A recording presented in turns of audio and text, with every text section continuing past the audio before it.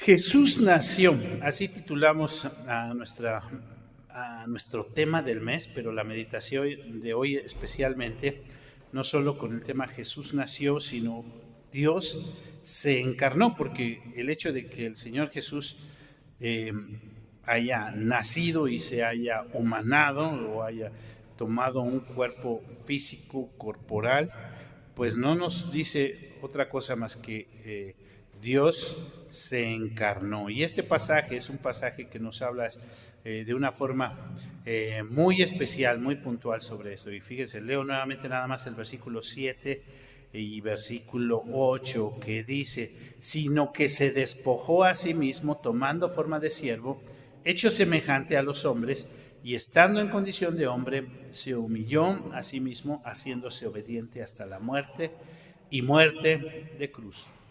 Este pasaje generalmente se usa para hablar sobre la humillación de Cristo, y bueno, no solo sobre la humillación de Cristo, sino del ministerio y la obra del Señor Jesús.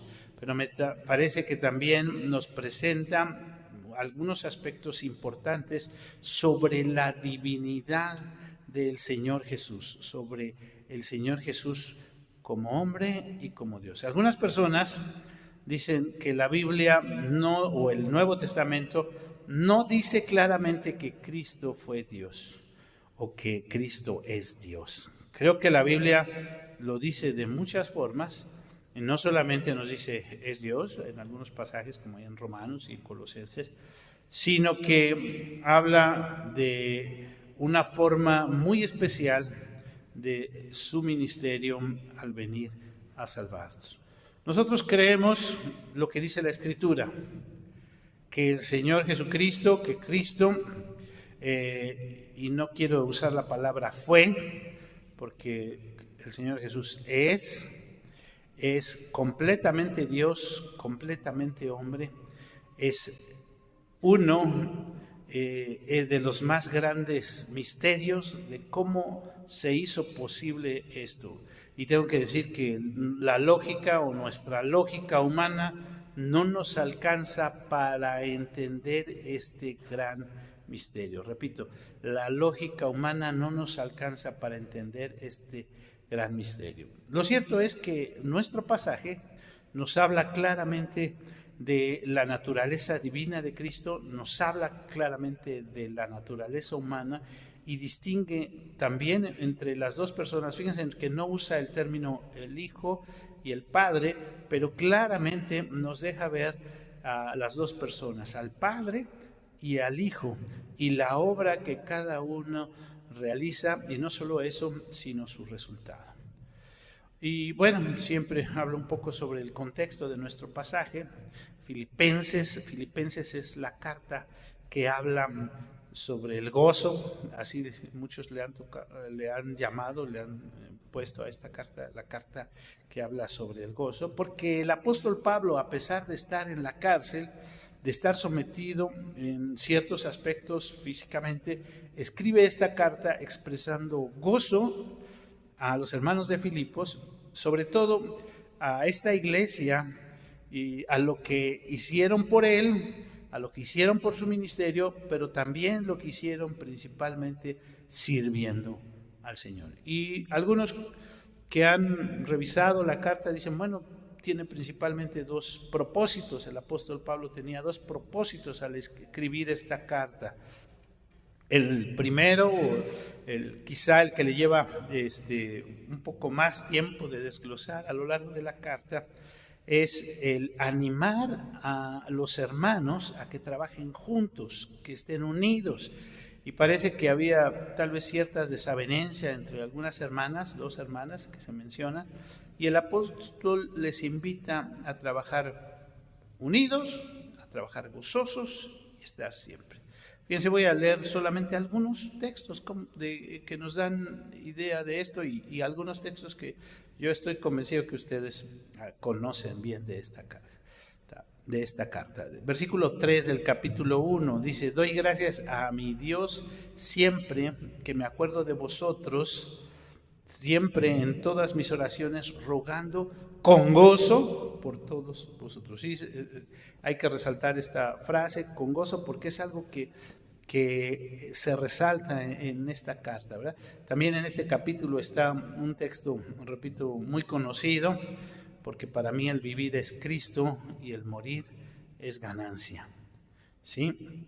Y si se fijan, dice más adelante en este capítulo 2, dentro de los primeros versículos que leímos ahorita, o que nos hicieron favor también de leer, dice: completad mi gozo sintiendo lo mismo, teniendo el mismo amor, unánimes, sintiendo una misma cosa. Así se dan cuenta como el apóstol no solo habla del gozo, sino está invitando a los hermanos a trabajar unidos y trabajar gozosos, y que esto es algo que también a él le llena de alegría, le llena de gozo. Fíjense el capítulo 3, nada más el primer versículo: por lo demás, hermanos, gozaos en el Señor.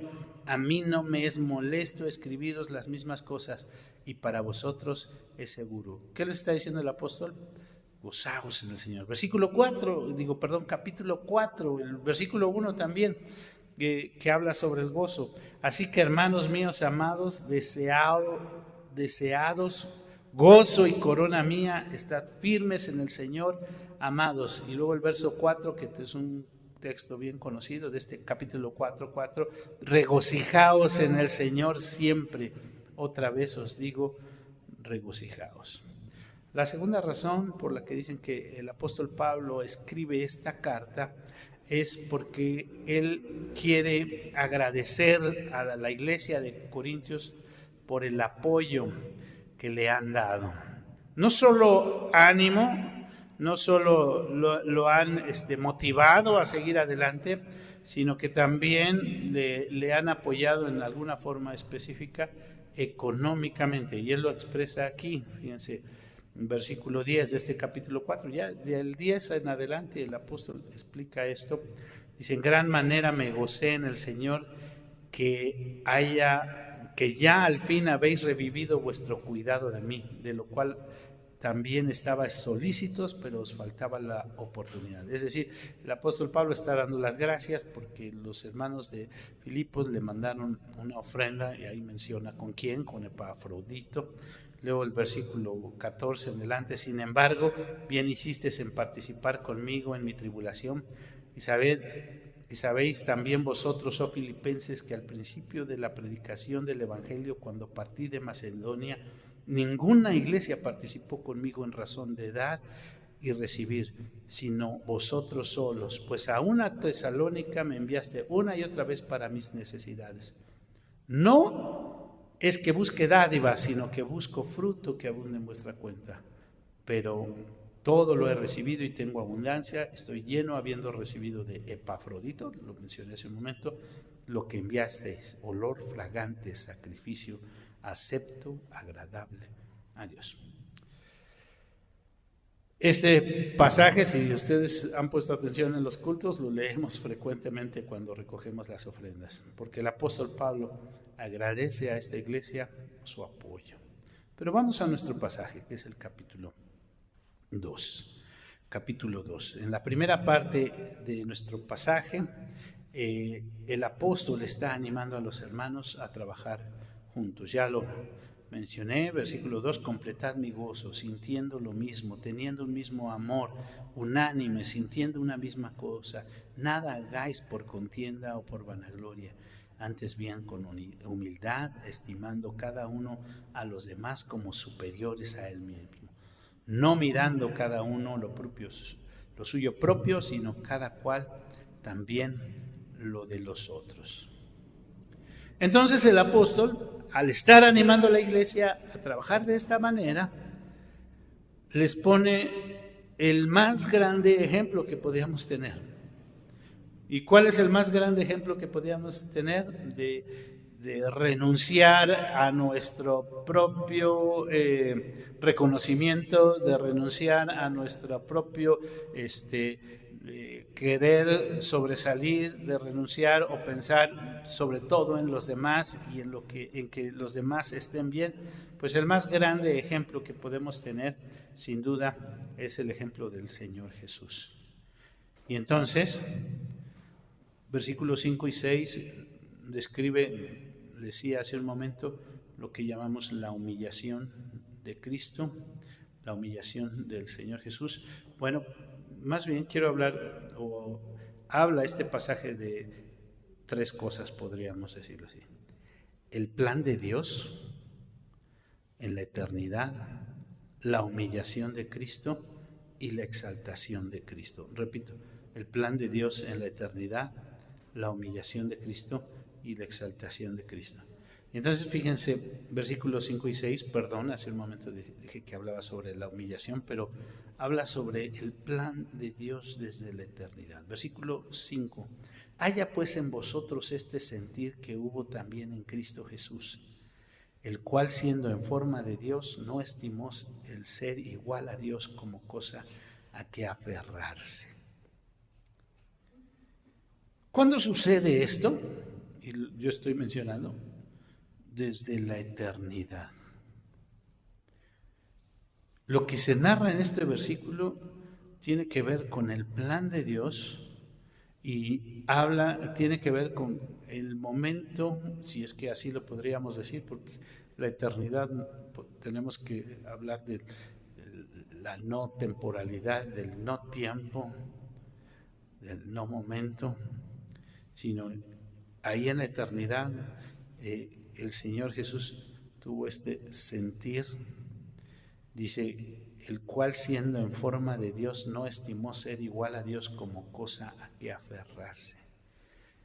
Esto sucede en la eternidad donde habita el Padre y el Hijo. Pero me parece muy interesante la forma en que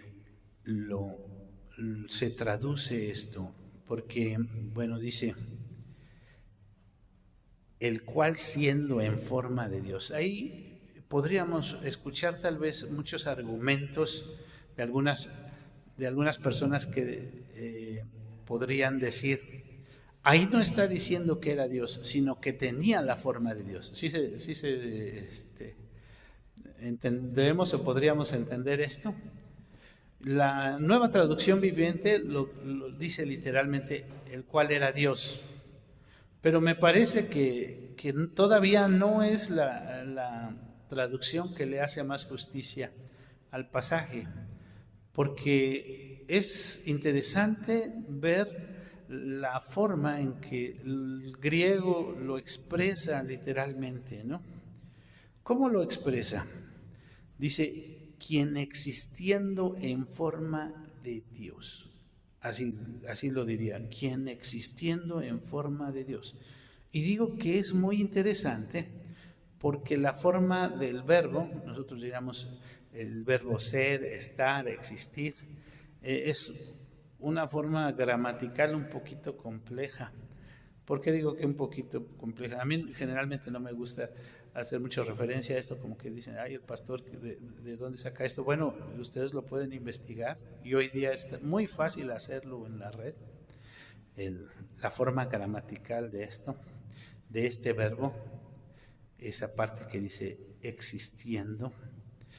La forma gramatical dice, un presente activo participio nominativo. ¿Qué es todo eso? ¿Qué significa todo eso? Y tendríamos que decir que eso puede parecer un poco raro, pero lo que podemos entender es que cuando es presente, ¿qué decimos? ¿Qué es? ¿No? Existía, que existe. Y cuando es participio, ¿qué era? Y entonces y además que es activo, nominativo, todo eso lo que podemos entender así básicamente, y lo voy a decir de esta manera, es que es, que era y que sigue siendo. Él permanece siendo todo el tiempo. Entonces, es una palabra difícil de traducir y me parece que lo que hace Casidoro de Reina, la traducción que nosotros tenemos, es bastante puntual, ¿no? Siendo en forma de Dios. El Señor Jesús, cuando siendo en forma de Dios, era, es y sigue siendo en forma de Dios. No estimó ser igual a Dios. Y la palabra no estimó, ahí en literal es no se aferró, no se agarró así, y esa palabra tiene que ver incluso con violencia, que no se aferró violentamente, yo quiero ser y seguir siendo Dios. Y entonces tenemos que decir la posición del Señor Jesús.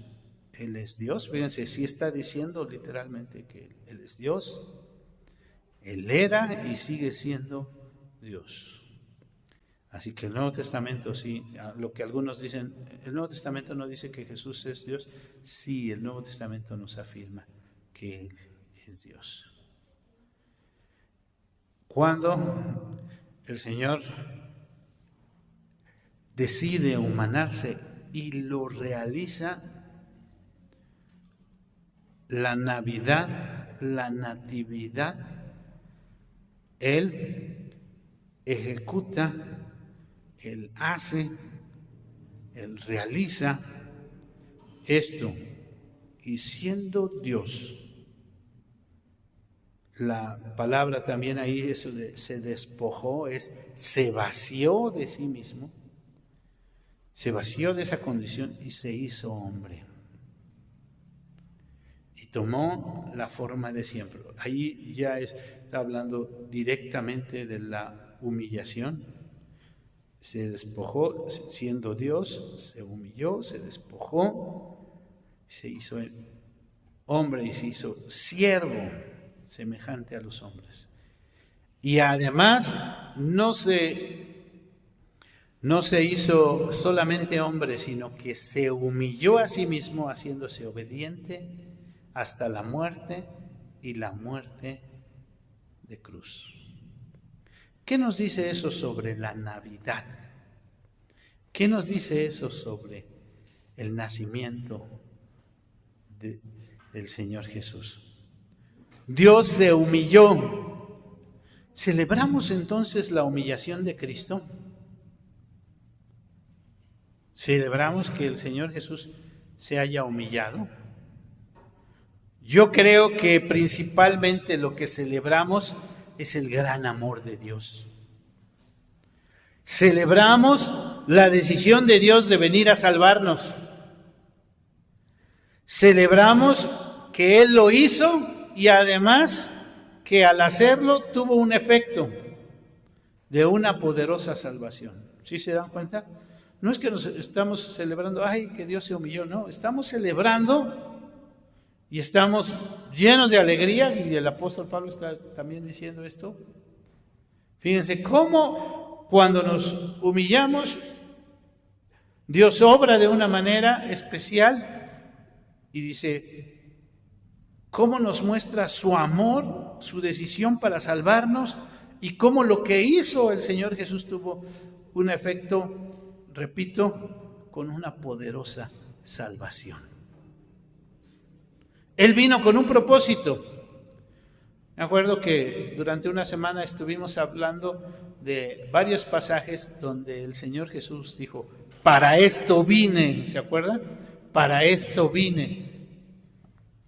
Estaba con Herodes y lo estaban interrogando y dice, para esto vine. Sabía que él iba a morir y él dijo, para esto vine. Y este pasaje nos habla de el gran milagro de cómo Dios se despoja, se vacía de sí mismo y se humilla para salvarnos, y para eso vino. Vino a darnos vida. La Navidad, recordamos, ¿para qué vino el Señor Jesús? Y cómo, sin faltar nada de lo que estaba escrito sobre Él, Él vino y cumplió. Todavía estaba él ahí en la cruz, ¿se acuerdan? Y varias veces dice la Escritura, por ejemplo, cuando él dijo, tengo sed, ¿se acuerdan que dijo tengo sed? Y lo que dice el pasaje, dice, para que se cumpliese la Escritura, dijo, tengo sed. Y cada una de estas frases tienen que ver específicamente con el propósito, la razón de ser. Nació con un propósito, vivió con un propósito, cumplió su propósito. Y es importante también nosotros entender y reconocer que Dios nos trajo aquí con un propósito, que debemos vivir con un propósito y estar dispuestos a hacer lo que Dios nos pide. La última parte del pasaje nos habla, podríamos decir, lo que también se llama la exaltación de Cristo, o lo que le llaman la exaltación de Cristo. Versículo 9. Dice, por lo cual Dios también lo exaltó a lo sumo. Si se fijan, está hablando Dios Padre, y le dio un nombre que es sobre todo nombre, para que en el nombre de Jesús se doble toda rodilla de los que están en los cielos y en la tierra y debajo de la tierra, y toda lengua confiese que Jesucristo es el Señor, para gloria de Dios Padre.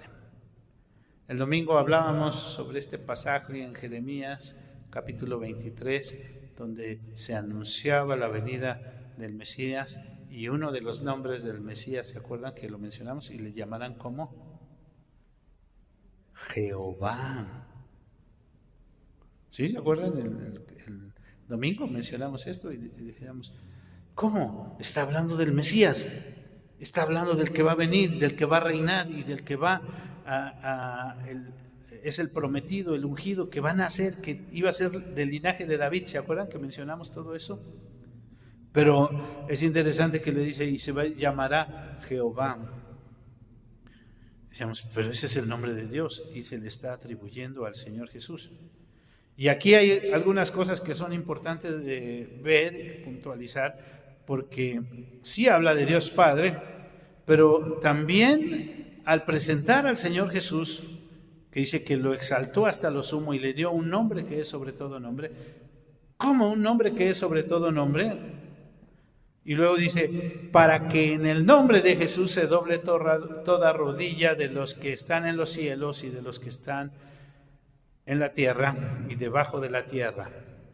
Y solamente recordar algunas cosas, si es que este pasaje no nos está diciendo que Jesús es Dios, fíjense. En varias ocasiones los diferentes profetas expresan, y ahorita solamente voy a mencionar dos pasajes de Isaías: no daré la gloria a nadie más. Eso dice Dios. Isaías 42:8. Jehová, este es mi nombre, y a otro no daré mi gloria ni mi alabanza a esculturas. Eso declara Isaías 48:11. Por mí, por amor de mí mismo lo haré, para que no sea amancillado mi nombre, y mi honra no la daré a otro. Entonces, ¿cómo Dios está diciendo que Dios mismo le va a dar al Señor Jesús un nombre que sea sobre todo nombre? Y además está diciendo que toda rodilla se va a doblar, de los que están en el cielo y de los que están en la tierra. ¿Se está contradiciendo Dios de lo que dijo allá? No, no se está contradiciendo. Jesús es Dios, Dios Padre mismo lo está declarando. Jesús es Dios. Jesús es Dios. Y toda rodilla y toda lengua va a confesar que Jesús, y ahora aquí vienen. ¿Cuál es uno de los nombres de Dios en el Antiguo Testamento? Adonai. Uno de los nombres de Dios en el Antiguo Testamento es Adonai. ¿Qué quiere decir Adonai? Señor, mi Señor. La terminación, la palabra Adón es Señor, y Adonai, la terminación quiere decir mi Señor. Y fíjense lo que está diciendo el texto. Toda lengua confiese que Jesucristo, es decir, el ungido, el Mesías, que es Jesús, el Cristo, ¿qué es? Es Adonai. ¿Sí se dan cuenta otra vez? Y toda lengua confiese que Jesucristo es Adonai, es el Señor, para gloria de Dios Padre. Nosotros decimos que hay 3 personas en la divinidad, el Padre, el Hijo y el Espíritu Santo. Las 3 son iguales en poder, en sustancia, en poder y en gloria. Iguales en sustancia, en poder y en gloria. Es glorificado el Padre, es glorificado el Hijo. Al Padre le llamamos nuestro Dios, al Hijo le llamamos nuestro Dios. Los dos. Entonces este pasaje nos habla claramente cómo en la eternidad Dios dispuso, en un momento Dios lo realizó, se humanó, se encarnó, se humilló, pero eso trae la gloria y nos trae vida, nos trae salvación y le trae la gloria, la grandeza, la majestad al Señor Jesucristo. Nuestro Salvador tendría que ser perfectamente hombre, porque un hombre es quien tendría que pagar nuestra deuda. No tendría que ser.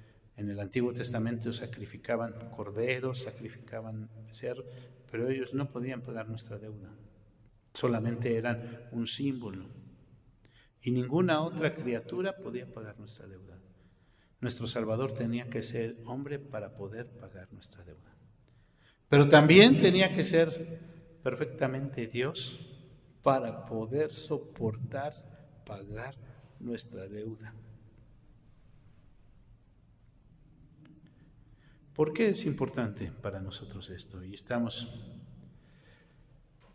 queremos llamar la atención a esto, porque, bueno, sí, el Señor en la eternidad planeó esto, el Señor lo ejecutó, lo realizó, pero ¿por qué es importante esto para nosotros entenderlo? Es importante entender que Dios en su grandeza, en su poder, nos amó. Nos ama, nos guarda, nos sostiene. Siempre ha visto por nosotros, siempre ha procurado por nosotros. Y desde la eternidad Él ha tenido el plan perfecto para darnos salvación. Es importante también entender el aspecto de la encarnación. La carta de los Hebreos lo dice de una forma muy, muy especial, cuando dice que nos acerquemos al trono de su gracia.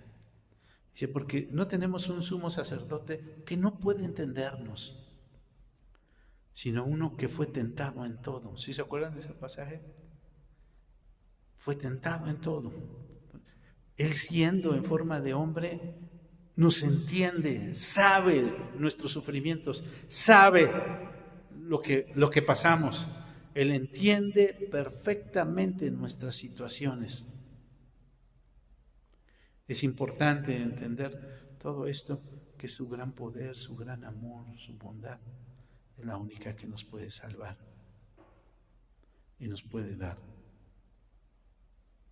la paz, la tranquilidad, el cuidado, el amor.